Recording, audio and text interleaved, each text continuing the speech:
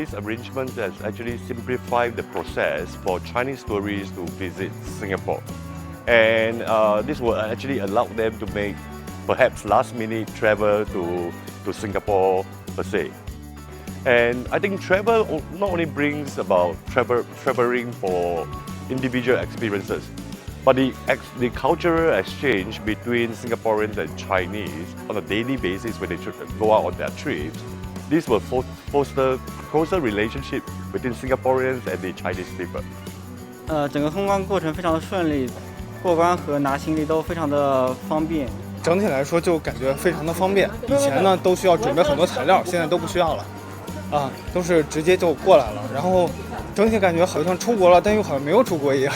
我们已经收到蛮多中国游客的大量的询问，我们现在已经在安排的会说中文的工作人员，那希望可以帮中国游客做到最好的服务，然后还有询问的解答这样子。